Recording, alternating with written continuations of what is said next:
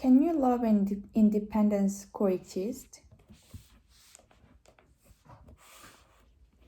Berry thunder, soaring winds, consuming downpours.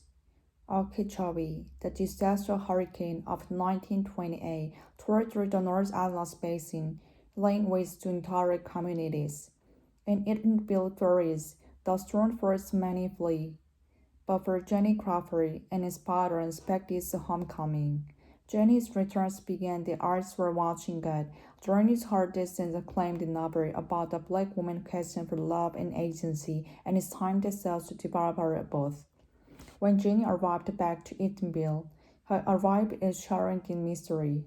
Her neighbors and friends are quick to gossip about her appearance, her finances, and most importantly, the whereabouts of her missing husband.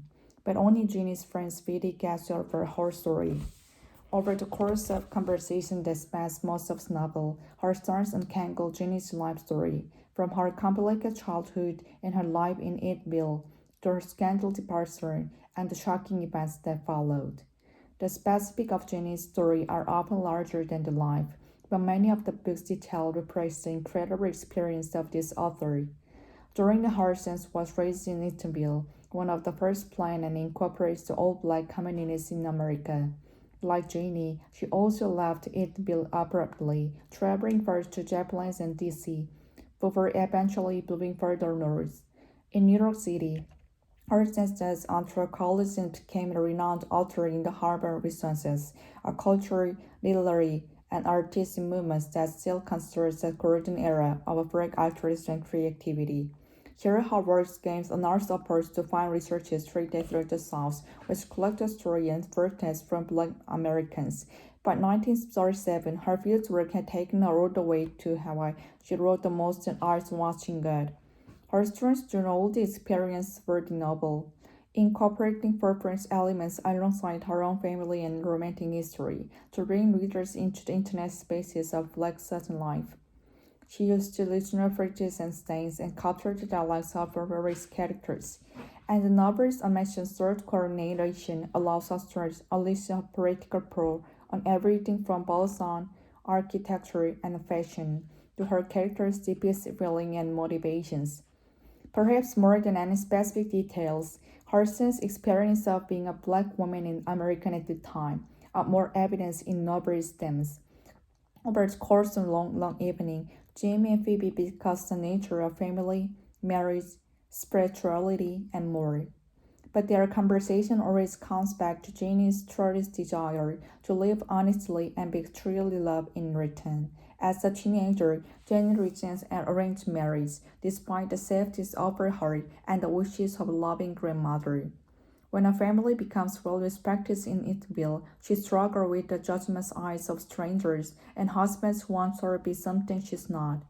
Throughout her life, Jenny frequently feels she has to win as natural and spiritual forces that can shift the course of her existence without warning. When she finally does find the true love, this unknowable power continues to act on her, threatening to destroy the life she has so painstakingly built. The story takes place during the time where women have little to agency, and Jenny's life is fully complicated characters with demands different kinds of love and submission. But despite the loneliness of her situation, Jenny navigates this trial for defiance and curiosity. Her questions and commentary push back in subtle, clever ways. And as the reader follows Jenny's journey from childhood to middle age, her confidence becomes infectious. Just like Kirsten, Jane is defined as restrictive expectations from women in her time. Early in the novel, Hudson writes that there is years to ask questions and years to answer, suggesting life can only truly be understood by living it. But through her empathetic storytelling, Hudson embodies the Jane's life, her life, and the lives of so many other women.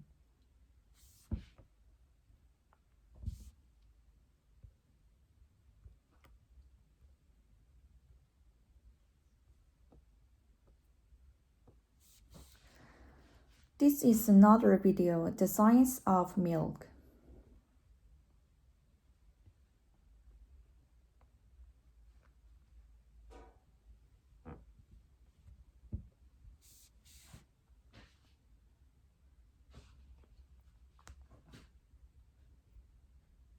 Why do humans drink so much milk? And given that all mammals lactate, why do we favor certain type of milk over others? Milk is the first thing we drink, and thanks to developments in the production and variety of dairy products, it can take on countless forms for our dietary and sensory well-being. Milk's primary function is as a complete source of nutrition for newborns. In fact, since it has all the vital nutrients for development and growth, proteins, carbohydrates, fats, vitamins and minerals, and water, milk is the only thing a baby even needs to ingest for the first 6 months of life. The unique make of the milk can vary depends on the factor like species, diet, and the location.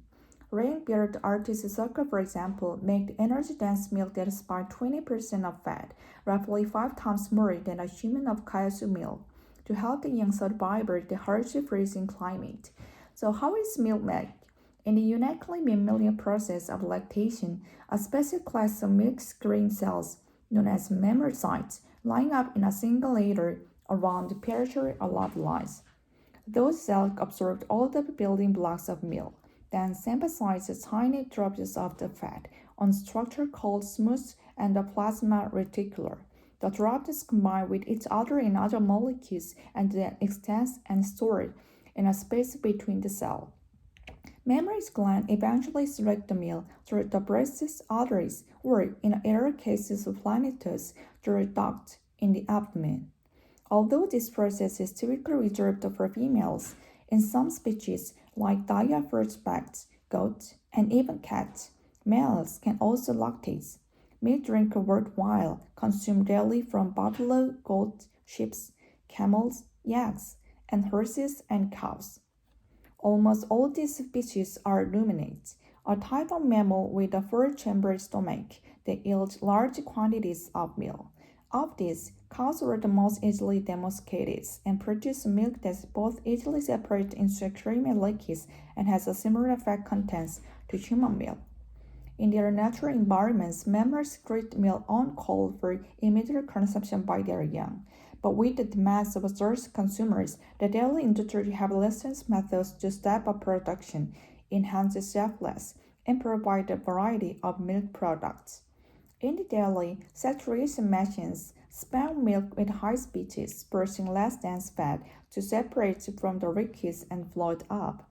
After being skimmed up, this fat, known as butterfat, can be used in dairy products like butter, cream, cheeses, or it can be later added back to the liquids in various proportions to yield different fat-contained milk.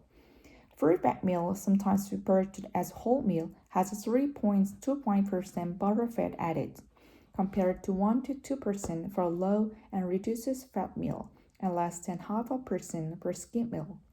To start recirculation of the fat from the water or creaming, the mixture undergoes a higher energy impressionized process of homogenization. Before milk is shelved, it also typically heat treated to reduce its level of microbes, a government-censored process that raw meat enthusiasts argue merits milk nutritious worth. Milk spoilage is started by microbes which consume and break down the nutrients in the milk. That process causes the butterfat to clump together, leading to a visually unpleasant product.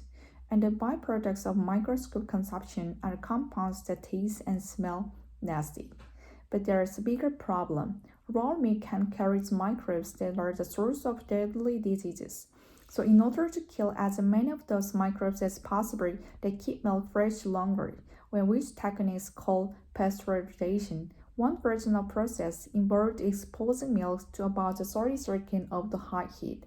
Another version, called ultra-high temperature processing or ultra-pasteurization, blasts milk with considerably higher temperatures over just a few seconds. UHT milks boast a much longer shelf life, up to 12 months on refrigerators compared to pasteurized milk 2 weeks in a fridge.